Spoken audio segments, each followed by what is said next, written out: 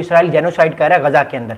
अगली क्या स्टेटमेंट है, अगली बात यह है, हमने एक और चीज भी नोट की है कि इंडिया जो है वो ईरान और इसराइल के माबैन जो एक जंग हो रही है, जो जो कॉन्फ्लिक्ट है, उसमें हमने देखा है कि इंडिया वाजिया तौर पे किसकी तरफ खड़ा हुआ है, इसराइल की तरफ खड़ा हुआ है। तो ये दो स्टांस हमें नजर आए हैं। एक तरफ तो इंडिया गजा के जेनोसाइड हो रहा है उसको उस तरह कंडेम नहीं करता, वो टू स्टेट सोल्यूशन पे बिलीव नहीं करता क्योंकि उसके ताल्लुकात इसराइल से अच्छे हैं, क्योंकि इसराइल इंडिया को हथियार देता है। दूसरा इंपॉर्टेंट स्टेटमेंट यह है कि इंडिया जो है वो आने वाले वक्त में इसराइल और ईरान के माबैन जो भी वॉर होगी या कॉन्फ्लिक्ट होगा उसमें वो किसके साथ खड़ा होगा, याद रखिएगा, वो इसराइल के साथ खड़ा होगा, वो ईरान के साथ खड़ा नहीं होगा, क्योंकि इंडिया पाकिस्तान कॉन्फ्लिक्ट में इसराइल किसके साथ खड़ा हुआ है, इसराइल इंडिया के साथ खड़ा हुआ है। सो ये बड़ी जियोपॉलिटिकली बड़ी इंपॉर्टेंट इश्यूज हैं जो आने वाले वक्त में और ज्यादा जो है वो इंपैक्टफुल हो सकते हैं। अच्छा, इससे और क्या होगा, इससे ये चीज होगी कि पाकिस्तान क्या करेगा, पाकिस्तान अब ये करेगा कि पाकिस्तान भी अब ईरान को और ज्यादा स्ट्रॉन्ग करने की कोशिश कर सकता है, बैक चैनल के थ्रू, के चाइना के थ्रू या रशिया के थ्रू पाकिस्तान को सप्लाई करे वेपन्स इस ईरान को, ताकि अगले ईरान इसराइल के कॉन्फ्लिक्ट में ईरान भी नुकसान पहुंचा सके इसराइल को, ताकि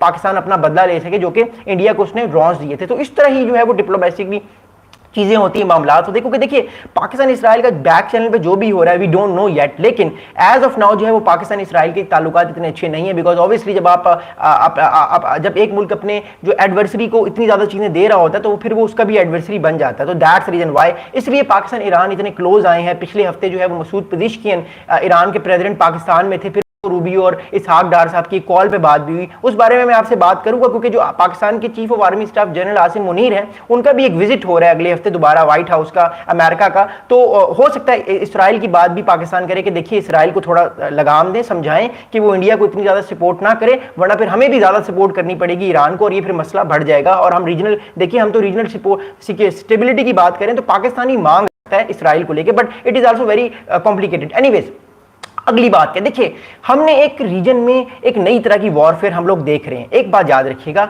हमने साउथ एशिया से पहले कभी, साउथ एशिया में कभी भी ड्रोन वॉरफेयर नहीं देखी थी। इससे पहले हमने फाइटर जेट्स की वॉरफेयर देखी थी, हमने ये देखा था कि मिसाइल एक जगह से दूसरी जगह जा रहे हैं, बट हमने ड्रोन वॉरफेयर नहीं देखी थी।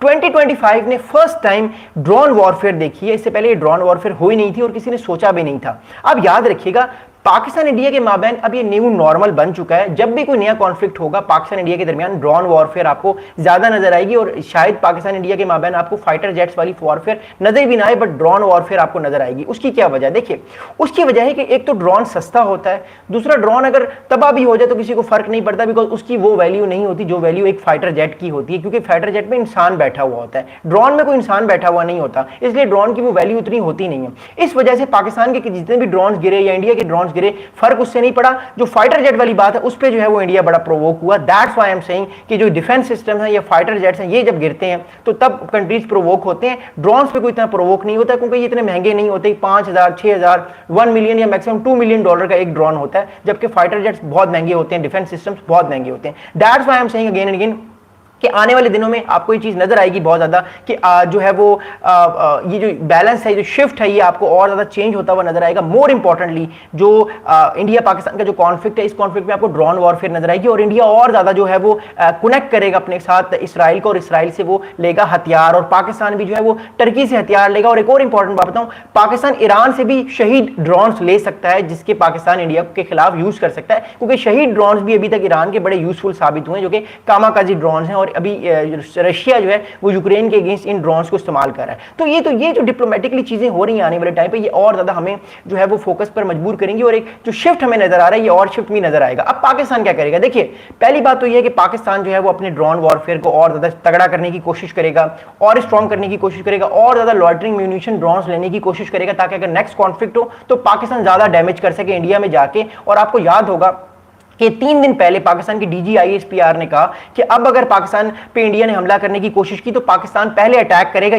ईस्ट पे अटैक करेगा। ईस्ट का मतलब कि पाकिस्तान पहले रिटेलिएट करेगा, इंडिया को वो मजबूर नहीं करेगा अटैक करने के लिए। तो Pakistan is gonna be on the offensive side in the first time in the 71 years. तो पाकिस्तान की भी स्ट्रेटेजी अब चेंज हो रही है इंडिया को लेकर, बट मैं इस पर बात करूंगा। ये एक अलग स्ट्रेटेजी कि पाकिस्तान ने अपनी मिलिट्री डॉक्ट्राइन को क्यों चेंज कर रहा है, क्या रीजन है कि पाकिस्तान ने ऑपरेशन सिंदूर के बाद अपनी मिलिट्री डॉक्ट्राइन को चेंज किया। पाकिस्तान ने फतेह 1 फतेह 2 मिसाइल टेस्ट किए और इंडिया को, ताकि वो आगे आने वाले वक्त में अगर इंडिया अटैक करने की कोशिश करे तो पहले पाकिस्तान प्रिवेंटिव स्ट्राइक्स कर ले इंडिया पे। तो दैट्स वेरी इंपॉर्टेंट। इस बारे में मैं वीडियो बनाऊंगा, मेरे जो टीम है उन्होंने नोट्स बनाए हुए हैं, बहुत जल्द मैं उस वीडियो पे भी आऊंगा। लेकिन फिलहाल हम इंडिया और इसराइल की तरफ फोकस करेंगे। अगली इंपॉर्टेंट क्या चीज है, देखिए Pakistan already Chinese equipment use कर रहा है, आने वाले वक्त में पाकिस्तान जो है वो और ज्यादा चाइनीज इक्विपमेंट भी यूज करेगा, याद रखिएगा। उसकी वजह ये है कि पाकिस्तान चाइना का जो स्ट्रेटेजिक अलायंस है ये अब आपको मिलिट्री अलायंस या एक तरह से स्ट्रेटेजिक मिलिट्री अलायंस के तौर पर नजर आएगा, जहां पे इंफॉर्मेशन वॉरफेयर होगी, मल्टी डोमेन ऑपरेशन होंगे, जैमिंग होगी, साइबर अटैक्स होंगे पाकिस्तान और चाइना दोनों की तरफ से। तो पाकिस्तान का फोकस अब किसी तरफ है, चाइना की तरफ भी है।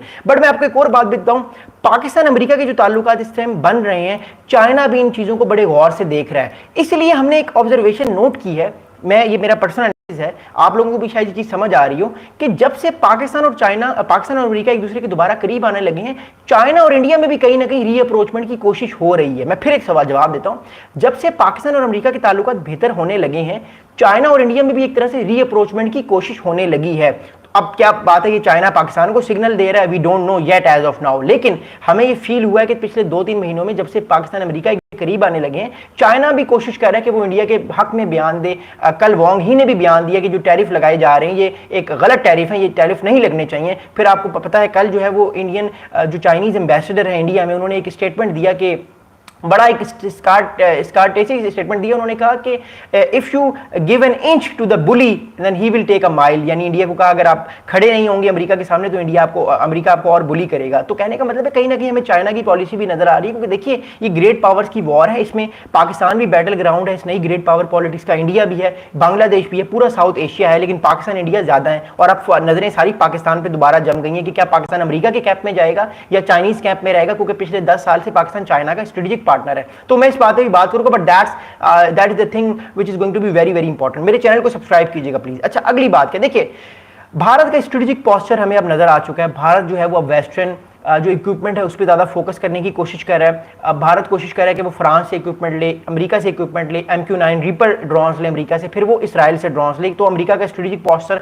हमें नजर आ गया और पाकिस्तान का स्ट्रेटेजिक पोस्चर भी हमें नजर आ रहा है। पाकिस्तान रिलाय कर रहा है ज़्यादा टर्की पे, अजरबैजान पे, चाइना पे और अब ईरान के साथ भी मामला को बेहतर कर रहा है ताकि वो इसराइली थ्रेट को काउंटर करे। क्योंकि देखिए इसराइल कभी भी पाकिस्तान इंडिया की वॉर में नहीं आया, ये फर्स्ट टाइम था कि इसराइल का इतना इंपैक्ट आया वॉर में, और इसराइल ने खुल के सपोर्ट किया किसको, इंडिया को सपोर्ट किया पाकिस्तान इंडिया के कॉन्फ्लिक्ट में, और पाकिस्तान ने खुल के सपोर्ट किया ईरान को इसराइल ईरान के कॉन्फ्लिक्ट में। और हमने एक और भी चीज देखी है कि इंडिया ने भी खुल के सपोर्ट किया इसराइल को ईरान और इसराइल के कॉन्फ्लिक्ट में। तो ईरान और इंडिया के भी ताल्लुकात में हमें कुछ ना कुछ तनाव टेंशन नजर आ रही हैं। तो ये बड़ी कॉम्प्लिकेटेड गेम है, but I hope you understand. आप लोग क्वेश्चंस करते रहे, मैं आपके सवालात के जवाब देता हूं। मेरी थोड़ी सी वीडियो रहेगी and I love you all guys, बहुत शुक्रिया। अब अगली क्या चीज है, देखिए at the end of the day ये बात क्लियर है कि आने वाले टाइम पे जो है वो हमें नजर आएगा कि इंडिया का स्ट्रेटेजिक जो पार्टनरशिप है वो इसराइल पे इंपैक्टफुल होगी। हो सकता है प्राइम मिनिस्टर मोदी साहब आने वाले कुछ दिनों में दौरा करें दोबारा से इसराइल का, क्योंकि 2019 में लास्ट टाइम वो गए थे। तो दैट्स आई थिंक व्हाई आने वाले दिनों में आपको ये नजर आएगा कि इसराइल और इंडिया के ताल्लुकात बेहतर होंगे और पाकिस्तान ईरान के ताल्लुकात बेहतर होंगे, और हमें नजर आएगा